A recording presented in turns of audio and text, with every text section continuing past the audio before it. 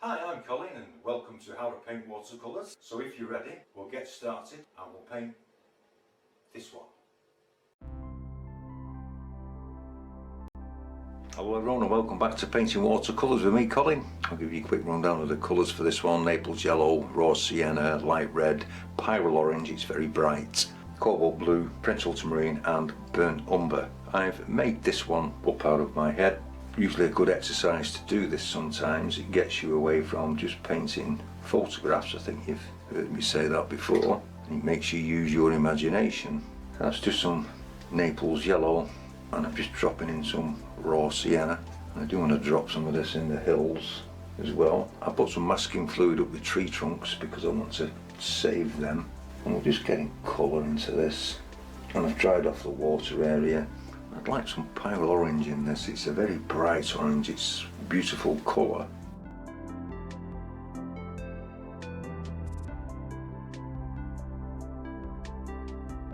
I'll drop some light red in that hill as well. Cobalt blue with some burnt umber, making a grey.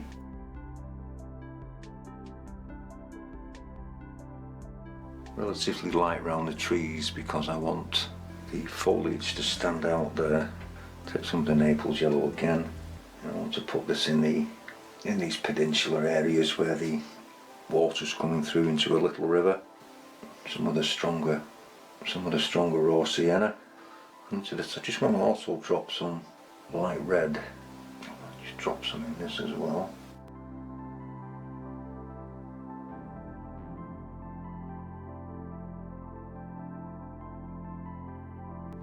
Then I'm going to leave that to dry. I just want to mix up some colours before we do the next stage of the sky. So I'm going to add some water in here. I'm going to take some cobalt blue, just deepen it with some French ultramarine and some burnt umber to really grey it. Then I want to take some French ultramarine and just drop it in there. Take some pyrrole orange and add it very gingerly to it. You see the violets it's starting to make. That's how red this orange is. But you have to be careful that you don't make a brown. And then with a big brush, re-wet your sky. Do this very quickly. Don't be frightened of doing it. With as few strokes as possible.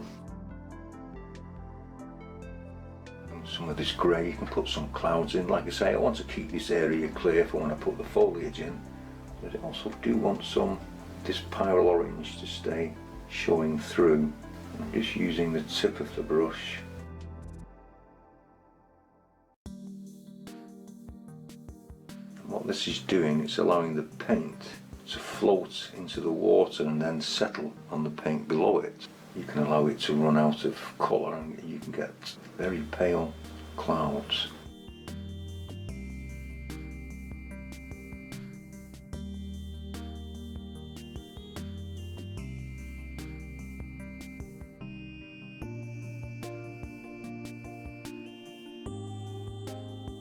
Pulling it gently in.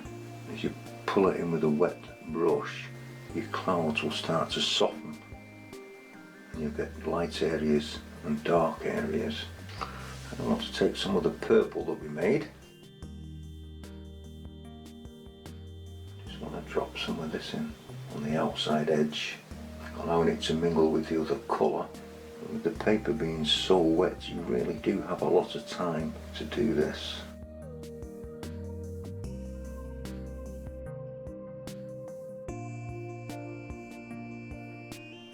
Something interesting.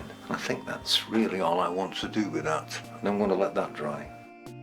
I've just re-wet these background hills and we'll be doing each set of hills separate so they can dry and you can get some definition between them. And I'm just taking some of the sky colour that we used for the clouds and I'm dropping this in.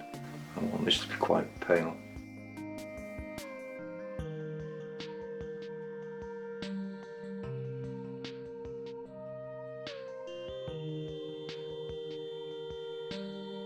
Just allow it to flow down and through.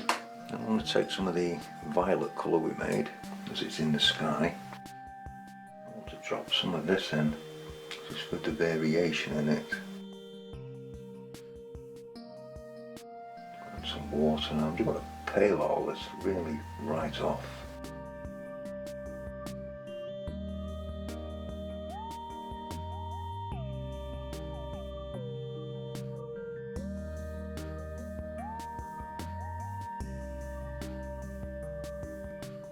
And then you're going to let that dry. Once your background hills are dry, we're going to take the same colour again, and we can add this in as well.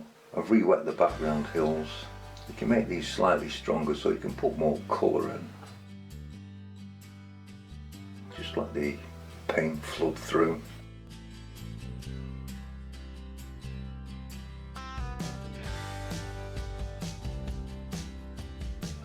Pulling this down through the water.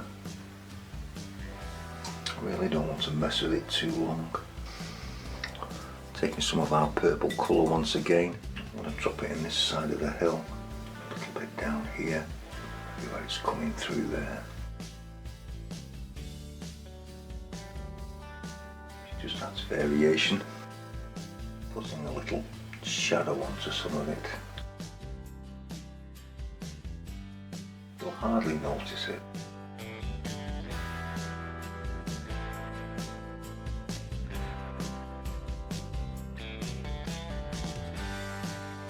And then you let that dry. Your background mountains are dry, some nice colours in those. I'm going to take some water and I want to put some bushes in the back here. As it's a little bit threadbare.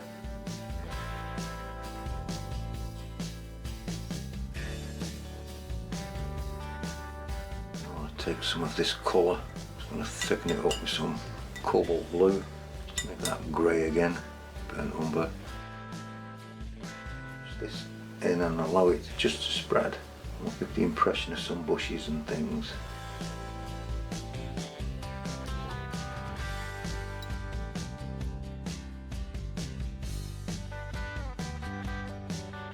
Just going to bring this through and into here, just wiping the bottoms out really. Put some water on this. I'm just going to wet the whole of the land area. Take some raw sienna again. We can start to strengthen this up.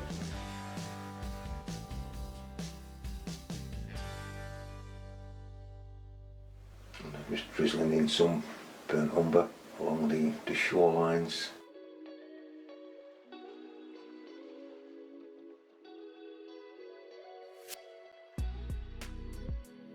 I'm still going to drop some light red in.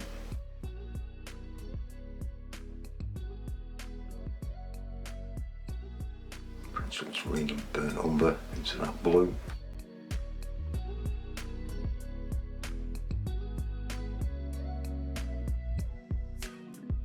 Just start to strengthen it up.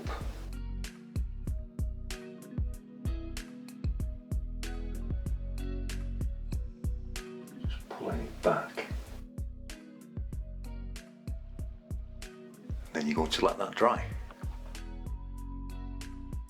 Now that everything's dry, I just painted in the background tree there with the French ultramarine and burnt umber, just two different colours of it, one darker than the other, just to darken up some areas. And then I took the masking fluid off these birch trees and just run up some cobalt blue just to colour them slightly, and I've just got to put the bark on. I'm using French ultramarine and burnt umber for this. These will be dark, you know how you get that dark bark on them. I'm just using the side of the brush. I'm just pulling it across, almost like a hit and miss.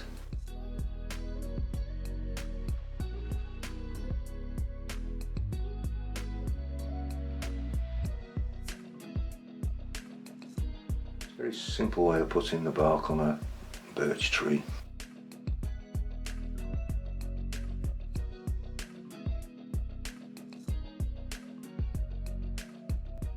To take a rigger brush, and I just want to pull some of these branches out, and I'm using the same colour, French ultramarine and burnt umber.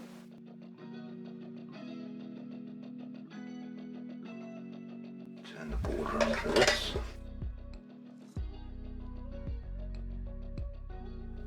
Just giving the branches a little wiggle.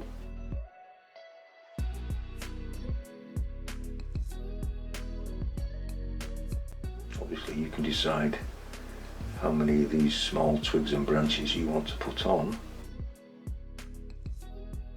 I'll do a few, then you get the general idea, and then we'll come back and you can have a look.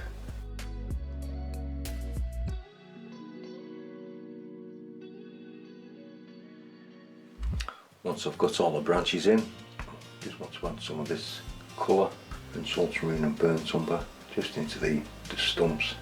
This one's a stunted tree because it's been cut down and it's grown extra branches on it, if you're wondering why it's shaped like that.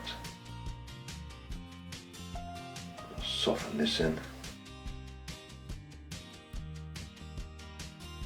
Some water and a brush just helps attach it to the ground. I'll give it one or two dark grasses with a few flicks of the rigger brush. Don't want them all going the same way.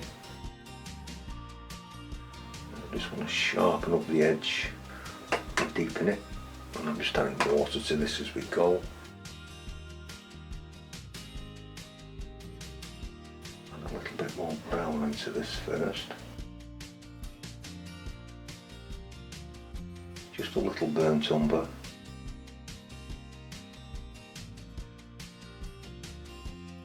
A little bit more of this French ultramarine and burnt umber.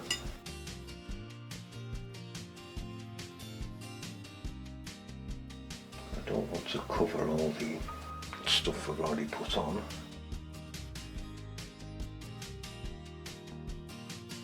I'm going to basically do the same to this one. Some burnt umber.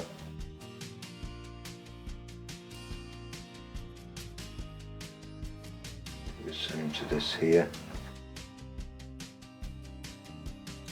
Soften this.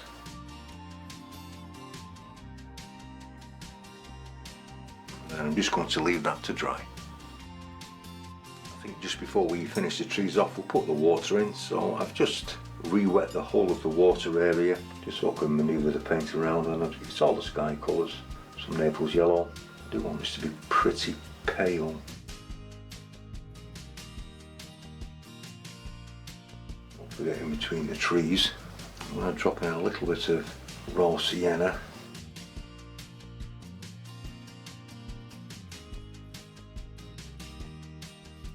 Just a little touch of the pyrrole orange, horizontal strokes, and I want some of the cobalt blue.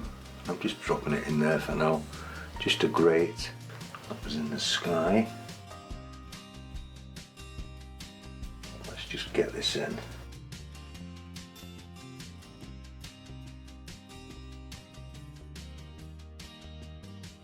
A little bit of that purple colour from the sky.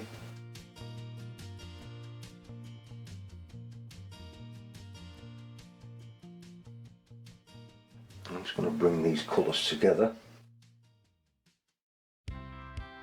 Horizontal strokes.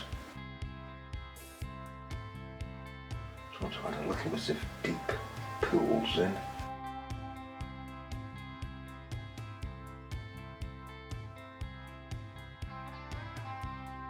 Just want to leave that for the moment.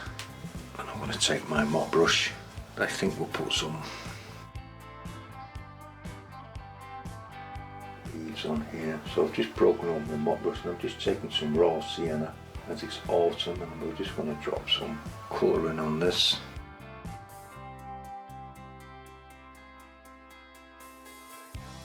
Just touch the tips, don't press, just touch.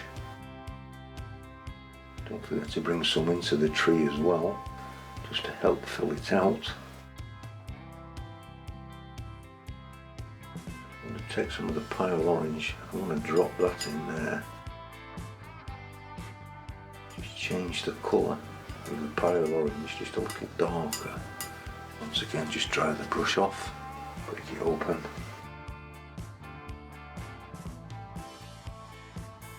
Get some nice autumn colour in.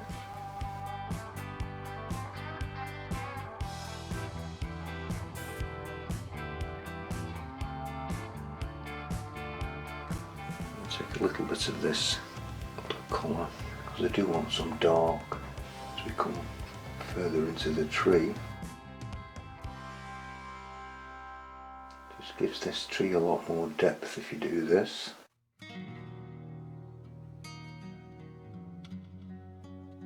Try not to get too carried away. I do want to bring some grasses out so we can put them in.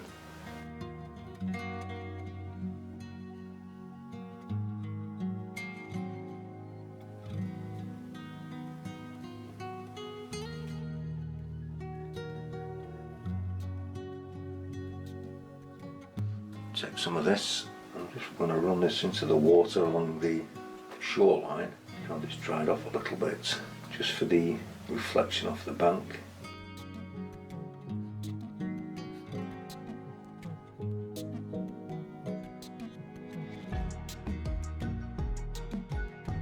Just a reflection of the tree. And then we're going to let that dry.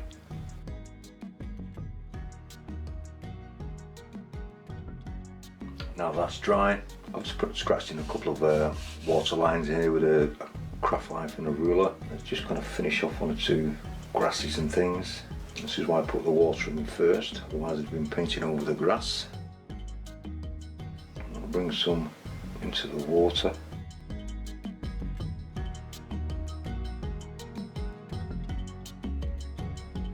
Don't think I want to do any more to that, so this is where you get to sign it, mount it and frame it. Hope you've enjoyed this one. Please leave a like and subscribe. Subscribers are always welcome, and I will see you next time. Thank you.